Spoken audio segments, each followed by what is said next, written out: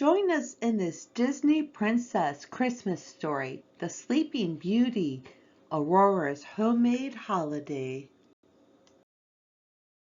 Brought to you and narrated by your friends at Red Cat. Let's get started. One snowy December day, Princess Aurora and Prince Phillip went for a stroll. The princess was very quiet. "Is something the matter?" asked Phillip. "My aunts and I used to love getting ready for Christmas," she replied. The fairies Flora, Fauna, and Merryweather had secretly raised Aurora to keep her safe from an evil fairy, so she thought of them as her aunts. "Let's invite them for the holidays," Phillip said. "What a splendid idea!" cried Aurora. That afternoon, Aurora and Phillip found a large fir tree to bring back to the castle to decorate. As they rode through the curtain of lacy snowflakes, Aurora sang a carol. "That's the Christmas spirit," Phillip exclaimed. Prince Phillip sent an invitation to Flora, Fauna, and Merryweather. Then he set off on a short trip to attend to some royal duties. Aurora didn't mind. Now her special Christmas preparations would be a surprise for Phillip when he returned. When the three good fairies arrived, the princess made her special request. "You want a Christmas exactly like the ones we shared at the cottage?" Flora asked. "That means we can't use magic." "You'd better take our wands so we're not tempted to use them," Fauna said to Aurora. The wands were hard to catch. They did not like the idea of being put away.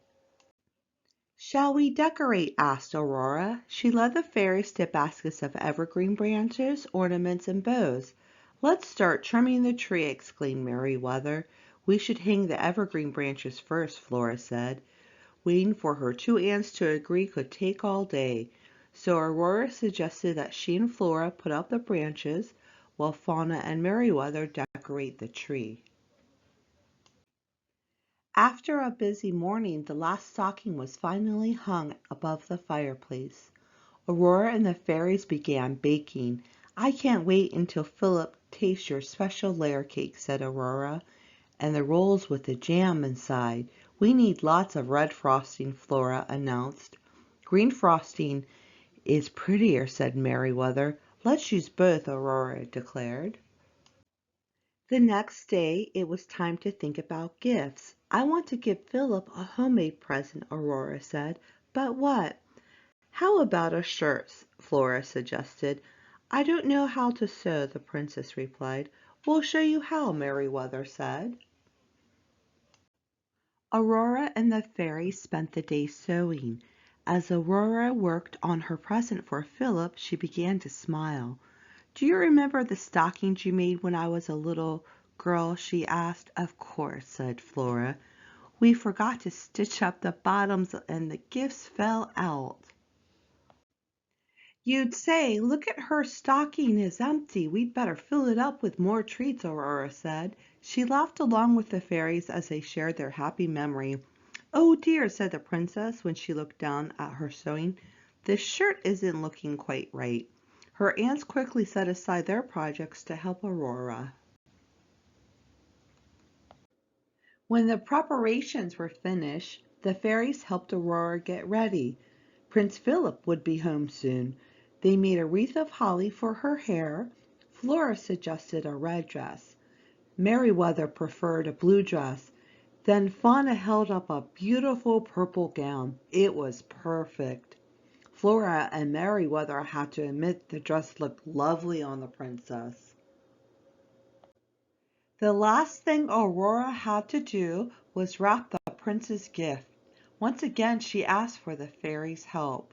When they were finished, the princess placed the present under the tree. Prince Phillip arrived back at the castle that afternoon. "Close your eyes," Aurora said, "and don't open them until I tell you to." She led Phillip into the grand hall where the fairies were waiting. "Ready?" Aurora announced. Philip looked around. Crooked wreaths dangled from the walls. The Christmas tree was decorated only on one side. Lopsided cakes, burnt tarts, and misshapen cookies filled a table. "I've never seen such preparations like these before," Philip said politely. "I can understand why you find them so special." "Try a lemon tart," said Aurora, holding out a plate to the prince. Philip took a bite, and suddenly there was a strange look on his face. "Oh dear," Fauna said, "we must have forgotten to put in the sugar." Aurora handed Philip his gift. "One more surprise." "A shirt," said the prince, opening the box. He put on the present, and the princess and the fairies burst into laughter.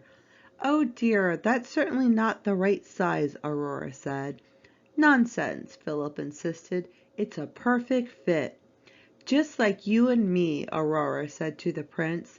Sharing a homemade holiday with Philip and her aunts had made it the best Christmas Aurora could remember. The end. Merry Christmas and happy holidays from your friends at Red Cat.